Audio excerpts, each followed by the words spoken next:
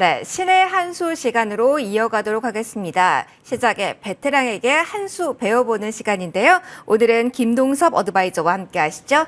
어서 오십시오. 네, 안녕하세요. 안녕하세요. 저희 마감을 향해 달려가고 있는데 양대지수 지금 빨간불이긴 하지만 탄력은 조금 약화됐습니다. 장 초반만 하더라도 2,400선 터치 이후에 조금 더 기대감을 가져가 봤는데 지금 대형주 가운데 음봉 전환한 종목들이 상당히 많습니다. 일단은 미국 발 기대감을 그대로 안고 움직이는 종목군이 많았다가 조금 더 그 탄력이 약화되는 구간이거든요. 자, 미국 증시의 상황부터 찬찬히 시장의 상황 위원님 점검 부탁드릴게요. 미국 시장은 굉장히 강하죠. 굉장히 강합니다. 미국 시장은 오늘 새벽에 상승 이유는 기업의 실적에 영향을 받았다. 이렇게 해석을 할 수 있겠죠. 다우가 한 2%, 나스닥이 3% 오르는 기염을 토합니다. 근데 이 상승이 이제 우리는 추세 반전을 꾀하는 상승이냐 아니냐 여기에 관전 포인트를 가져야 됩니다. 아무리 반등을 해도 추세 반전이 안 되는 것은 전부 다 물량을 팔 기회를 주는 걸로 해석을 합니다. 왜냐하면 반등하는 그 사이에 그러니까 매매를 해서 수익을 내기가 쉽지가 않기 때문에 그렇습니다. 추세가 전환이 돼서 새로운 파동으로 갈 때는 그건 당연히 사야 되는 겁니다. 근데 지금은 추세 반전의 자리냐 아니냐 이게 논점의 키포인트가 돼야 됩니다. 그러면 그거에 대한 부분은 뭐냐면 현재 시장에 있는 전체 이슈를 해석을 해봐야 되겠죠. 미국 시장의 키포인트는 뭡니까? 금리 인상이죠. 금리 인상의 키포인트는 뭡니까? 인플레이션이죠. 그럼 지금 미국 시장의 실적이 좋아졌다. 그러니까 2분기 실적이잖아요. 그러니까 지나간 실적이에요. 실적이 나아졌다. 그러면 인플레이션을 잡을 수 있나요? 못 잡죠. 인플레이션하고 상관이 없습니다. 그냥 실적이 좀 나아졌다. 이런 해석을 할 수 있죠. 그러니까 미국 시장이 지금 현재 그러면 추세 반전일 거냐 아닐 거냐에 대한 생각을 굉장히 많이 해봐야 되겠죠. 미국 시장은요. 지난주부터 아주 특이한 현상이 벌어지고 있습니다. 악재는 반영을 안 하고 호재만 반영하는 시장이 연출되고 있어요. 특히 시장의 관전 포인트는 지난주 수목에 있었죠. 수요일 날은 소비자 물가지수 9.1이 나왔어요. 목요일 날은 생산자 물가지수 11.3이 나왔어요. 역사적 최고치를 기록하는 이 이슈가 시장에 반영을 안 합니다. 오히려 제임스 블라드가 이런 얘기를 합니다. 지금 금리 인상 예상되는 것은 울트라 스텝이 아니라 자이언트 스텝인 0.75가 적정한 것 같습니다. 라고 합니다. 그리고 제임스 블라드는 아시겠지만 미국 시장의 매파에 해당되죠. 그가 그런 발언을 하니까 시장이 뭐합니까? 0.75만 해도 되는 거야? 너무 웃긴 건 뭐냐면 인플레이션이 잡히지도 않았고 인플레이션이 커지고 있는데 금리 가지고 시장이 환호를 합니다. 되게 이상한 시장이죠. 그러고 난 다음에 호재인 소매 판매가 좋아졌다. 이 뉴스가 나오면서 미국 시장을 끌어올리기 시작합니다. 지난주 금요일날. 이 소매 판매라는 것은 아시겠지만 미국은 실물 경제의 3분의 2 정도가 소비에 관련 있습니다. 그러니까 소비가 늘었다. 인플레이션 인구 경기 침체 가능성이 있는데 소비가 늘었다? 시장이 환호를 합니다. 근데 중요한 건 뭐냐면 그렇다고 해서 인플레이션이 잡힙니까? 안 잡혀요. 전혀 상관이 없는 얘기입니다. 근데 왜 시장은 이런 현상이 벌어지고 있을까요? 그것은 다른 게 아니라 약세 시장이기 때문에 시장이 약세 시장에서 시장을 방어하고자 하는 그 누군가는 계속 악재를 외면하고 호재만을 찾아다니려고 합니다. 기업 실적 특히 골드만삭스, 뱅크 오브 아메리카, 웨스트파고 이런 기업들 트루이스트 파이낸셜 같은 기업들 그런 기업들이 실적이 2분기도 좋아지니까 시장이 되게 좋은 거 아니야? 이런 생각을 하고 주가를 끌어올립니다. 근데 그거는요. 인플레이션하고 상관이 없어요. 오히려 유가 하락이 더 중요하겠죠. 유가가 얼마 전에 100불을 이탈하고 있다가 다시 104불까지 올라왔어요. 이번 달도 아직도 아시겠지만 약 8거래 이상 남았습니다. 8거래일 동안 만약에 114불 이상 올라가잖아요. 그러면 7월 소비자 물가지수도 9.1이 넘어갈 확률이 높아요. 지금 9.1이 유가가 하락해야만이 사실은 이 소비자 물가지수를 하락시킬 확률이 굉장히 높아요. 근데 얼마 전에 조 바이든 대통령이 사우디아라비아에 갔어요. 그런데 증산의 합의를 못 봤어요. 그냥 돌아왔습니다. 맨손으로 돌아왔습니다. 사우디아라비아 입장에서 증산할 이유가 없거든요. 지금 이 상황을 즐기고 싶거든요. 이유는 간단합니다. 10년 동안 유가가 너무 낮아가지고 적자 재정으로 살았거든요. 중동이. 이제서 그 기회를 다시 회복할 기회가 왔는데 굳이 증산을 하겠습니까? 증산해도 진짜 맛배기 정도만 할 확률이 높아요. 결국 러시아 문제가 해결해야 되는데 러시아도 푸틴이 이번 전쟁 후에 코너에 몰렸어요. 코너에 몰리니까 지금 겨울만 기다리고 있다고 하는 거죠. 그러니까 시간적으로 문제가 돼요. 그러니까 유럽에서는 어떻습니까? 천연가스 사용량을 감축하려고 노력을 하죠. 왜냐? 러시아 문제로 인해서 겨울이 다가왔을 때는 유가가 급등했을 때 대응이 안 될 수 있기 때문에 그렇습니다. 결론적으로 제가 말씀드리고 싶은 요지는 이겁니다. 시장이 논점을 비껴나가는 상승을 하고 있다.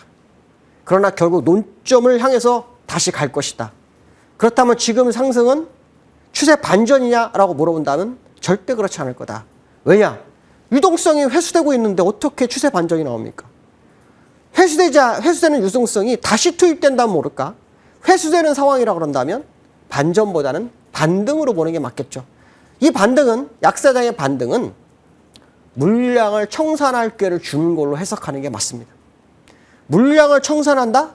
그러면 그동안 물린 사람 입장에서는 팔 수 있는 좋은 기회라고 봐야 되겠죠. 특히 제가 여러 번 시장 상황에서 말씀드리지만 기술적 분석의 의미를 상당히 부여를 합니다. 저는 일목균형표를 좀 보는데요. 이 일목균형표 상으로는 그 지금 자리가 반등 자리가 될 수도 있다고 보지만 그게 추세 전환으로 보진 않습니다. 왜냐하면 이렇게 올라오고 있는 기준선 값이라는 것은 중간값이거든요. 중간값이 올라오니까 당연히 시장 흐름이 옆으로 기울 수 있죠. 그렇기 때문에 반등이 들어온 건 사실입니다. 그러나 이게 월봉으로 이렇게 될지는 좀 더 지켜봐야 됩니다. 왜냐? 일목균형표상으로는 아직 바닥을 인정하는 차트가 나오지 않고 있기 때문에 그렇습니다. 그렇기 때문에 지금은 반등 시 물량 축소해야 된다. 이거에 대해서 집중적으로 대응을 하시는 게 맞을 거라고 판단하고 있고요. 물론 판단은 여러 가지 하셔야 됩니다. 그 다음에 여기서 여기에서 제가 지금 분산이라고 말씀드렸잖아요. 분산하고서 지금 하락률은요, 매우 제한되어 있습니다. 그렇기 때문에 이 분산에 대한 이 7, 8개월이 됐다면 하락 깊이는 더 깊어야 한다는 거죠. 그렇기 때문에 현재 상황으로 봤을 때는 반등에 환호를 할 것이 아니라 어떻게 하면 최대한 손실을 덜 보고 물량을 줄여보는 게 맞을까? 이런 생각을 한번 해보시는 게 좋지 않을까라는 생각이 들고 있고요. 나스닥도 뭐 거의 비슷한 모습이죠. 요즘 나스닥이 올라오니까 비트코인이 3천만 원 올려놓는데요. 비트코인 투자는 저는 사실 그렇게 바람직하다고 보지는 않습니다. 물론 뭐 투자처의 하나니까 투자하신 분 마음이긴 합니다. 그런데 분명한 것은 뭐냐면 비트코인은 가상화폐이기 때문에 언젠가 그 가상화폐가 중앙은행이 중심으로 시작되기 시작하면은 현재 가상화폐는 굉장히 도태될 확률이 높다는 거. 그것만큼은 꼭 인정해야 될 거다. 그렇기 때문에 지금 비트코인 3천만 원 다시 올라온 거에 대해 환호할 것이 아니라 아까 말씀하신 것처럼 주식처럼 얼마나 높은 가격의 물량을 털어낼 건가에 대한 노력을 해보시는 게 더 좋겠다. 이런 말씀 드리고 싶고요. 두 번째는 제가 요즘 환율 얘기 굉장히 많이 합니다. 왜냐면 환율이 굉장히 중요하죠. 근데 이번 환율은 1326원까지 갔다가 밀렸어요. 근데 제가 아마 옛날에 1360원 정도까지는 갈 수 있다. 그 얘기를 했었다고 말씀드렸잖아요. 기술적으로 보면요. 이게 꼭 꼭지를 친 것처럼 보여요. 그래서 1, 2, 3. 친 것처럼 보입니다. 근데 일목균형표는 뭐라 그러냐면 더 기다려봐 라고 합니다. 일목균형표는 목표치가 나오질 않았거든요. 한참 남았거든요. 저는 1360원 뭐 이렇게 얘기하지만 일목균형표로는 아직 답이 없습니다.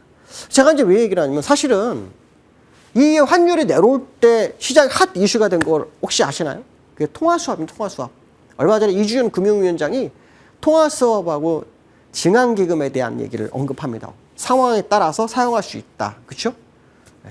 근데 통화수합이라는 것은 뭐 당정에서도 뭐 도입을 생각을 했습니다. 그래서 우리 시장에서 뭘 기다렸어요? 옐런만 눈 빠지게 달렸죠? 옐런이 왔습니다. 통화수합이 되나요? 안 되죠. 왜냐하면 옐런은 권한이 없어요. 옐런은 연준 의장 출신일 뿐이고 연준이 그 권한을 갖고 있어요. 그러니까 우리는 옐런을 통해서 연준에게 압박을 할 수 있겠죠. 뭐 그 정도입니다. 그래서 어디 뉴스 나온 거 보면은 통화수합에 준하는 대안에 대한 얘기가 나오죠. 그러니까 상황에 따라서 유동성 공급해야 돼. 그거는 이제 지난번에 얘기가 똑같습니다. 지난번에도 국채, 통화수합이 멈췄을 때 국채를 담보로 달러를 공급하겠다. 뭐 이런 얘기가 있었거든요. 근데 이제 제가 이제 우려하는 건 뭐냐면 연준이 통화 수합을 했을 때 우리나라만 했을까요? 아닙니다. 9개 나라를 했습니다. 호주도 있었고요. 여러 나라가 있었습니다. 그 9개국이 동시에 했고 동시에 끝났습니다. 그러니까 지금 통화 수합을 다시 한다면 우리나라만 별도로 하기는 굉장히 쉽지 않을 거다. 물론 통화 수합이 굉장히 중요합니다. 왜냐하면 환율은 심리적 게임이거든요. 달러를 언제든지 유동할 수 있는 상황이다라는 그런 전제 조건이 깔리면 이 환율이 더 못 가는 경우가 많습니다. 근데 아직 통화 수합은 확실하게 진행이 되지 않았다는 거죠. 물론 상황에 따라서 유동성 공유의 방안에 합의를 했다고 하지만 시장은 어떻게 해석할지는 좀 더 지켜봐야 되겠죠. 근데 분명한 것은 뭐냐면 지금은 무슨 시기입니까? 금리 인상 시기잖아요. 금리 인상 시기가 되면 환율은 올라갈 수밖에 없어요. 금리가 지금 우리나라하고 미국하고 없잖아요. 거의 차이가. 이제 미국이 이번에 7월 달에 자이언트 스텝을 할 거냐, 그 다음에 울트라 스텝 할 거냐. 그것도 되게 웃깁니다. 왜냐하면 지난주 초만 해도 울트라 스텝 가능성이 시카고 상품거래소에서 90%였습니다. 90% 확률이. 근데 제임스 블라드 발언 하나에 이번 주에는 어떻게 됐냐면 자이언트 스텝이 70%고요. 그 다음 울트라 스텝은 30% 확률밖에 없습니다. 이거 완전히 바뀌었습니다. 일주일 사이에. 그래서 미국 시장이 올라온 거죠. 결국 거기에 실적이 찍힌 거지 실적이 시장을 주도한 거다라고 생각하기는 굉장히 어려울 거다. 이런 말씀 드리고 싶고요. 그럴 때 환율은 일목으로는 좀 더 남았다라는 걸 꼭 말씀드리고 싶습니다. 그래서 이거 믿고 주가의 어떤 그 상방을 보시기에는 좀 부담스러운 환율의 차트의 모습이다. 이 말씀 좀 드리고 싶고요. 세 번째로는 코스피가 2,400원을 찍었다 내려왔어요. 그죠? 2,400을 찍고 내려왔어요. 근데 2,400을 가려면요. 가장 키포인트는 뭐냐면 삼성전자가 가야 됩니다. 삼성전자가 가지 못하면 2,400 쉽지 않습니다. 그러니까 삼성전자가 오늘 장중에 고점을 찍고 밀렸어요. 그죠? 밀렸어요. 근데 이 삼성전자는 수급을 잘 보셔야 됩니다. 수급을 보시면은 이게 묘합니다. 뭐가 뭐냐면 삼성전자를 방어한 하락을 방어한 것은 기관이었습니다. 그 기관이 나가고 있다는 게 되게 중요합니다. 그렇다 그러면 만약에 주가가 올라갈까 그러면 삼성전자에 들어왔던 기관 입장에서 굳이 나갈 이유가 없죠. 기관은 다 나갔습니다. 이번에 받아왔던 물량을. 그 얘기는 뭡니까? 수급의 주체가 없다라는 얘기겠죠. 결국 개인한테 물량을 던지기 위한 반등이었을 확률을 열어두고 보시면 될 것 같습니다. 오늘 여기까지 하겠습니다. 감사합니다. 네, 미국 시장에 대한 분석부터 환율 그리고 오늘 시장의 자리까지 확인을 해봤습니다. 지금까지 김동서 MTNW 어드바이저와 함께했고요. 신의 한수 시간은 같이 인사드리면서 마무리하겠습니다. 고맙습니다.